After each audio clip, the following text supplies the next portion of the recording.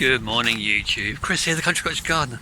Welcome back to another video. I tell you what, as my friend Jim would say over in Ireland, it's a thin one today. It really is. We're not used to it. We've gone from the excessive heats from the summer to now we're 2 above freezing, but there's a slight chill in the air with the wind. It makes it feel worse than it is. But anyway, working alongside the riverbank today, and I've got a lot of overhanging rows, dog rows, brambles, and just some general trees to cut back. I thought I'd bring you along for the ride. Let's get some tools and we'll look at the job. Alright, so this is downriver here, and this is all part of the Stour that runs through this property, and the Stour eventually leads on to the Big Smoke and the Thames, etc. This is the area that we're going to be tackling. As you can see, we've got a right old pickle going on here, a right old mess that's been hanging down for some time, and basically going to be working from the other side. As you can see, it's mostly brambles, roses and what have you. Actually going to be cutting this tree back.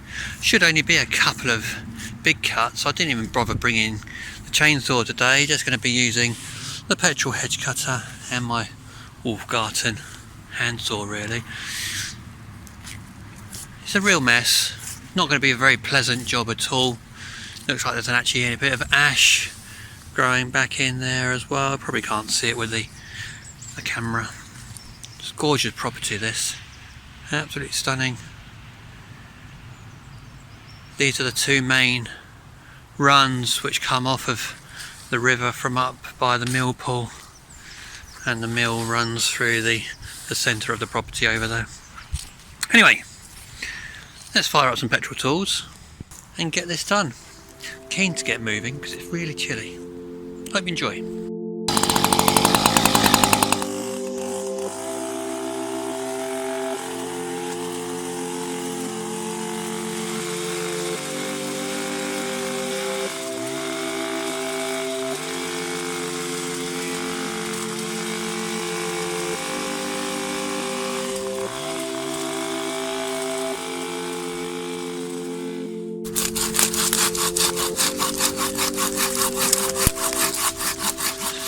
Just switching me gloves over to my gold leaf ones. I've done these are gauntlets. Done a video on these long time ago. That's 3 pairs of gloves I got out now. I've got those anti-cut ones on the go, and then the wet weather ones over there. Actually, I think I got a pair of these because I forgot my wheelbarrow last week when I was here. I always do a video at the end of what I've done just to keep a log of all my works, and I actually left a pair of my gloves in the actually I don't even know if they're that wet. Yeah, a little bit damp, not too bad though. So not used to using the phone for recording rather than the GoPro. Keeping my hand over the microphone and camera. Anyway, let's pull some of this out.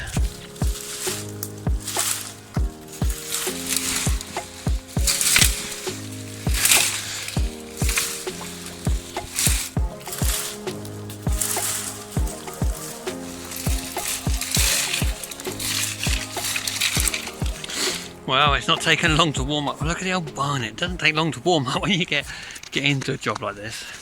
Yeah, this old hunting jacket really does provide the warmth. And I've got to say about these trousers as well. These are a shooting brand of trousers, and they're classed as waterproof, but really they are they're showerproof. I mean, I've worn them in the rain and they are good, but it's the same with most fabrics. When you start brushing up against things, or you have a sit down or whatever, the water eventually comes through. But with jobs like this, with these brambles, absolutely fantastic. You really do, although you're going to be hot, you really do want to keep clothing on, and really I'd wear my helmet normally, but I'm so hot because you don't want to get snags in the face and things. I've got caught in the eyelid and all sorts of things with brambles before. But no, we're making progress, making progress so far. Some of these are really thick. Yeah, really thick, and these gloves are making all the difference. There's a robin there, just bobbing along having pick up of the bugs and the beasties and things that I'm disturbing. It's good to do this time of year because the moorhens and things, their nests have long gone. Back up river there, I saw a load of moorhens. I think there were 6, and I was really concerned because the next week when I come they weren't there anymore, and there's lots of pike in this river, and yeah, old Jack Pike had a good old meal in that week. Anyway, let's continue.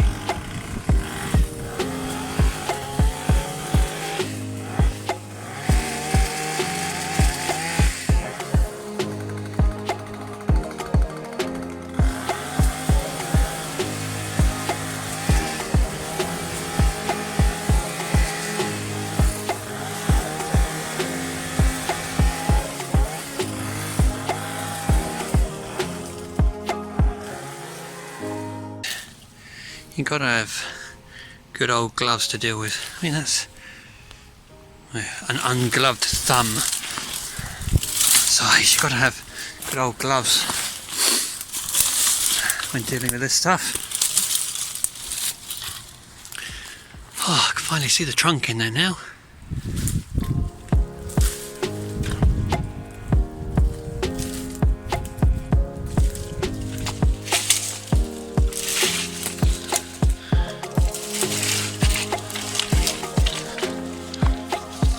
Got me. Got my feet caught up in that one. That's a long one, that. God. That was a long one.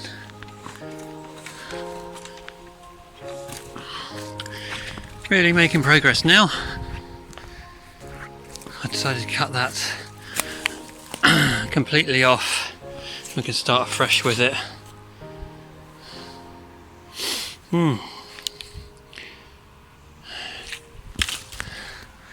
Certainly getting there. I'm debating what to do with the tree, whether to leave it. I'm going to do is have a little look, see how it is once it's cleaned up, and then debate.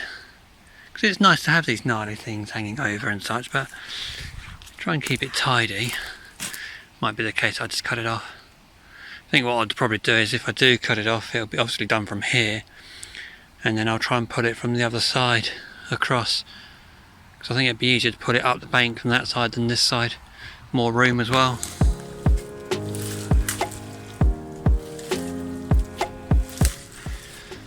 And pulling this more and more makes me just see how much is actually dead in there, and there's quite a few snapped limbs, but this has all become apparent as I've cleared away all the rubbish. So I'm just thinking now about, do I reduce some of the weight from this side so it makes it easier to pull away, but then the catch to that is I'm going to want some of these longer limbs on here to be able to pull it out from this side when it falls. I think I've got no choice but to cut it off and try and deal with it in this side. I think put it off and then cut it off and then deal with the weight in smaller sections when it's down. Yeah, no other way I can really do it. There's no way I'm getting in the boat into there, because the boat is more water in it than under it. Yeah, let's do that. Oh, I'm not going to lie, this is hard work. It makes me really appreciate how easy things are with a chainsaw, but I just underestimated the size of the trunk, and I was rather hoping that be able to keep it really. It's always a shame to have to cut trees down and such, but there's so much dead in there, it looks a right old mess. It'll soon fill out with everything behind here.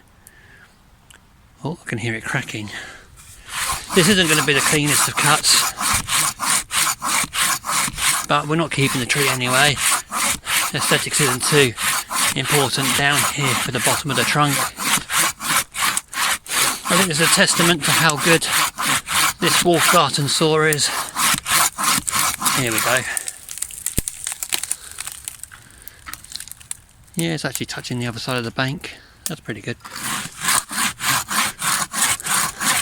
I think I'm half tempted to actually leave that there, resting down. Do I want to cut some limbs off over there? Oh, the choices.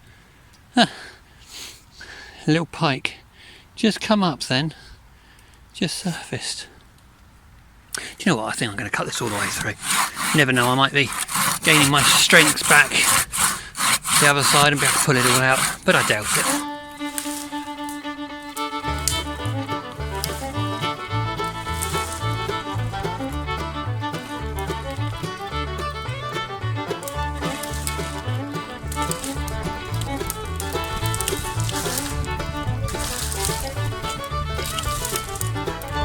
Tell you what, when that actually went, it broke off.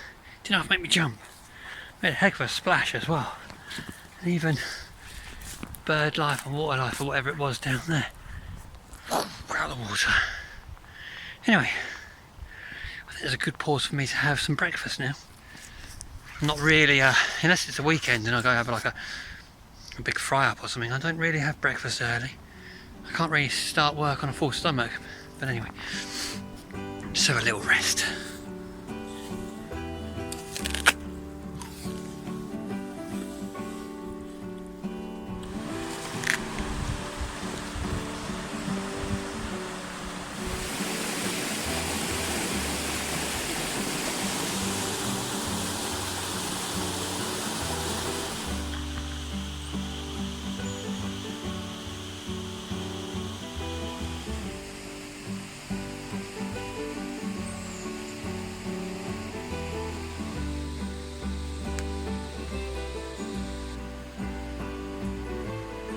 I'll have to get over onto that island before long and cut back all that gunnera that's actually fallen over. The flowers look gorgeous, but the foliage is now long gone. Water level's really low. Really need to close the sluice gates up slightly. You can see where all the moorhens have actually been paddling through on the mud here. It really is rather deep and silty. Could do with a good dredge really. Barbecue pan or something down there. But there's all sorts of treasures in here really. At least one GoPro for sure.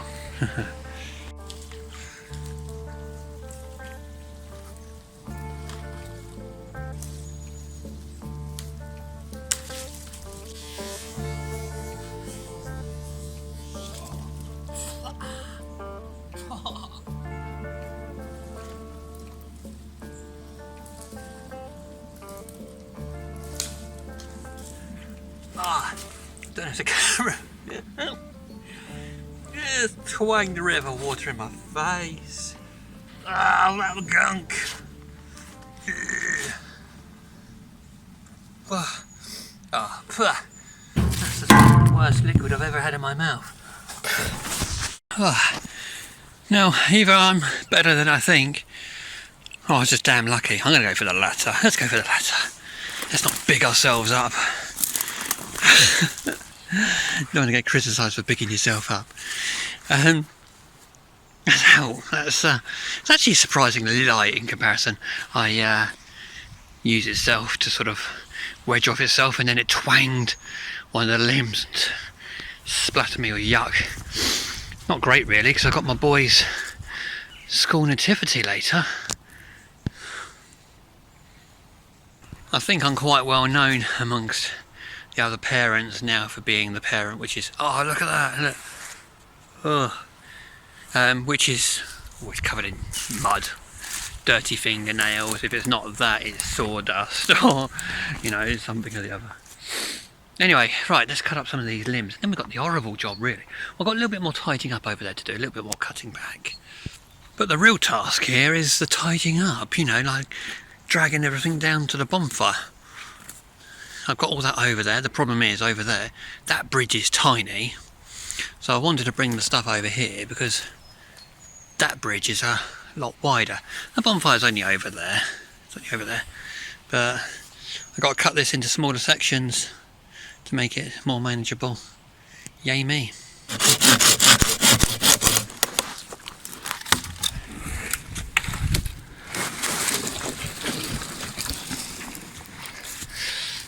caught on all of the... what am I getting caught on? Oh, the actual slats. There you go. Still easier than using the wheelbarrow, I think. I probably would have gone for a little tumble into the stream. You know, it gets top heavy, it flaps around and what have you. I think I'm sure we've all lost a wheelbarrow from time to time where it's been unbalanced or what have you. Just pulling more round. I've done 2 trips already, but I've decided to come round the other way to the other bonfire, so down decided to tackle with one bridge rather than the small one and the bigger one. The problem is these bridges, they're not very wide. I can only just about get the tractor mower through these, but it's also because they're lined with chicken wire to anti-slip, all of the crap keeps on snagging on it, so I'm going to try and drag it over the side. But that way,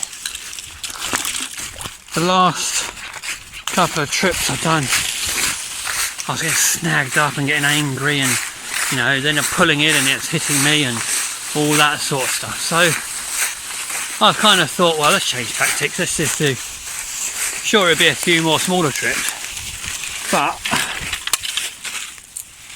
let me go up. Those trips will at least be a bit more enjoyable, you know, a little bit less stressful. So you know what, this is vibrating. Let's check that. See if there's anything important. Emails. No, nothing important. So where was I? Pleasure of using your phone, I guess. Get it out of your pocket to do a bit more filming, picks up signal.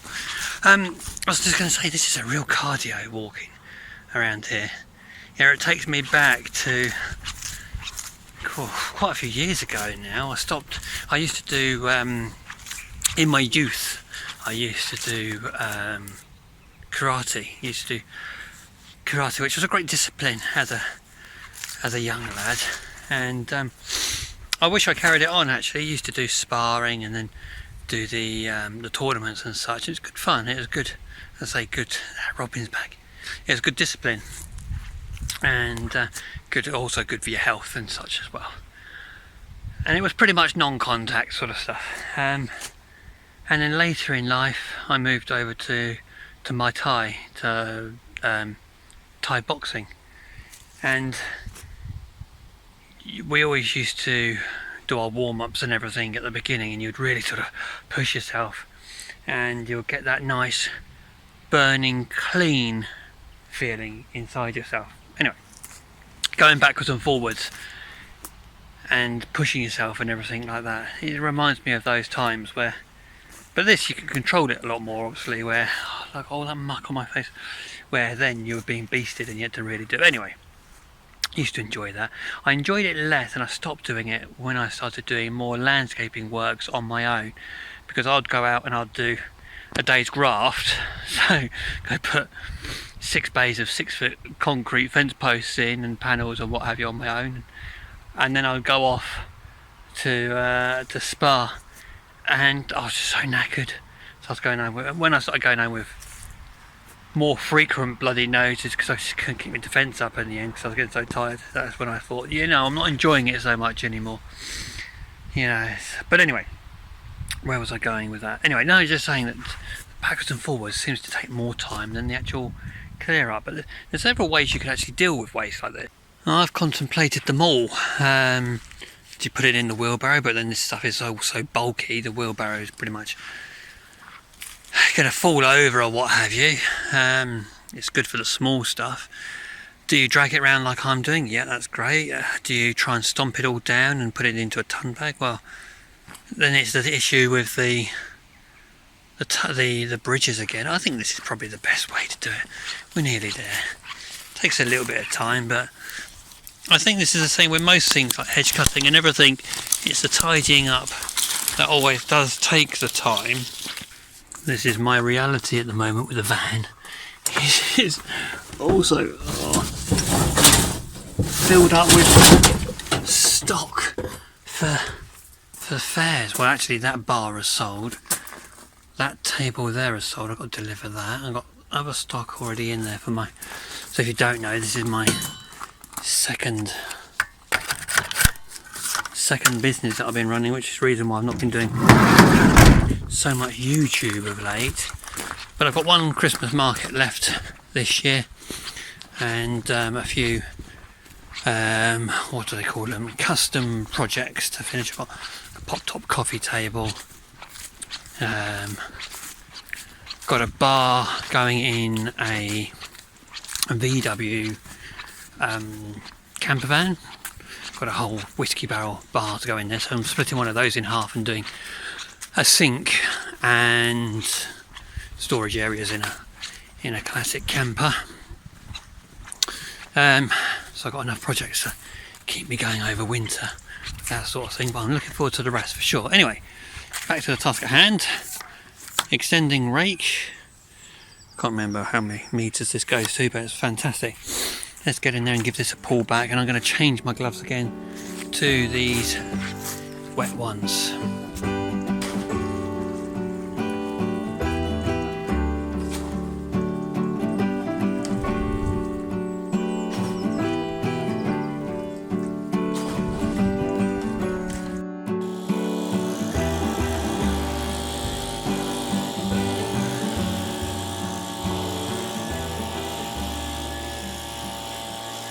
I've tried filming the best I can with using my mobile phone rather than the GoPro I don't have, but I did see one the other day actually. I went into town to do some Christmas shopping and I saw a GoPro 10 in one of the, like, it's called Kex. No affiliation, I'm sure lots of other second-hand shops are available, but they had a GoPro 10 there for about £300, which I thought was quite reasonable. But I don't know if I need the 10 really. The 7 was great, but as I said before, the issues where I'd like to put the camera onto tools, the vibrations, we're having issues with fast. But anyway, hope you've enjoyed that. Something a little bit different. Drop us a comment. Thank you for joining us, and we'll catch up again soon. Cheers.